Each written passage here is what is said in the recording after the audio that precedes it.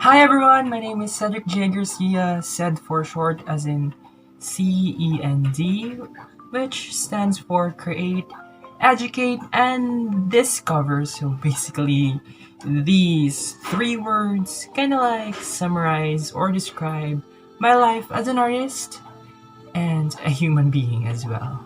Art started as kind of like a hobby. It was never really a main thing that I did. I always just do it on the side while I was still studying. And then when I reached college, I think this was the time that I really get to know more about my artistic self because I think it's really college that gives you that extra push that we needed.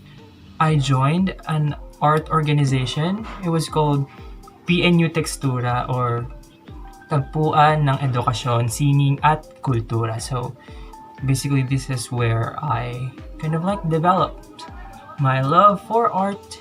Let's talk about the entry that I submitted. I actually submitted 4 works, but it's kind of like a collection, and I called it the PUNdemic series, as in PUN, because my works were full of it. I painted my artworks digitally because I wanted it to reflect what I learned during the pandemic, because before I only do traditional art, and it was only during the quarantine that I kind of like explored other mediums such as digital art.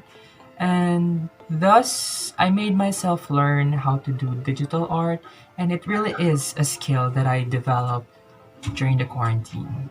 So I guess it's best to use or apply what I've learned to this contest, since the theme kind of like it really revolved around art that are born in quarantine. So about the concept of my artwork, I came up with it with actually 2 things that I wanted to do. First is to express myself, and the other is to educate, like to raise awareness. Well, as an aspiring educator, I think I should do that. And I think art is such a great avenue to enlighten people with such social concerns and advocacies.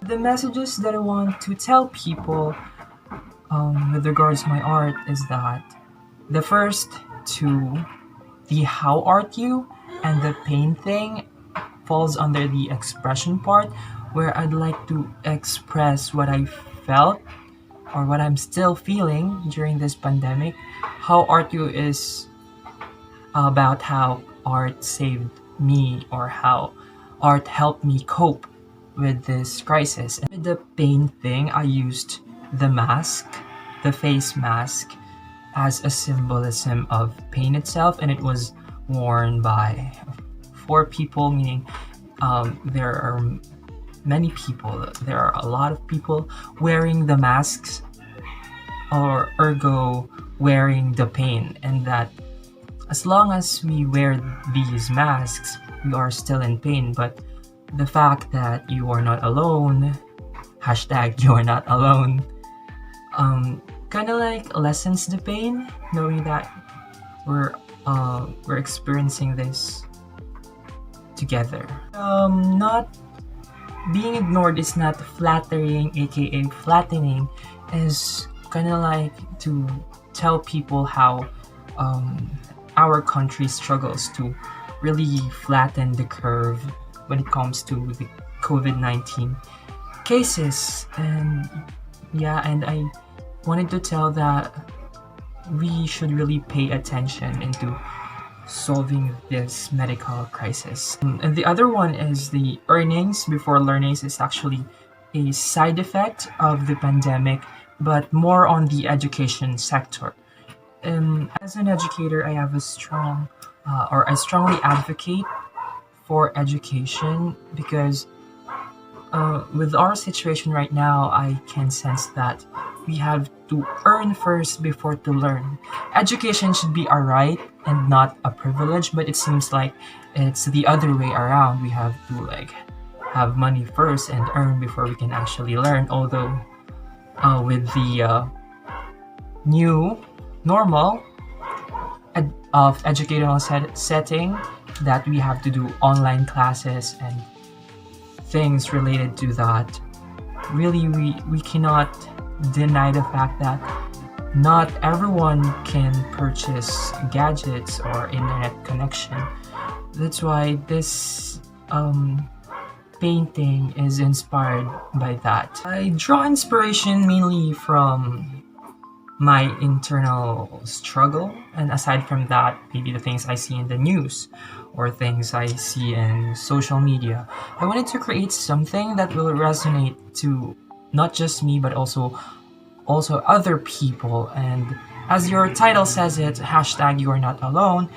That's why the concept in my entries also touch on how we all are facing this crisis and that we might be dealing with it differently, but one thing's for sure, we all hope to overcome it. And as a message to other artists out there, I know it's already hard as it is to experience a nationwide, well, a worldwide crisis rather, and I think that it's important that in the times that we are really challenged and like really discouraged and demotivated is the perfect time that we should really be creating and doing art. And if you feel like you're stuck at home and you're stuck with yourselves, well, then here's the good news. Being stuck with yourselves could also mean getting to know yourself more. Also means you can explore more about your art, get to know your art style better, get to know what you're good at more. So it's actually as much as I wanted to tell you that as much as art can keep us alive, it is also us artists that makes art alive.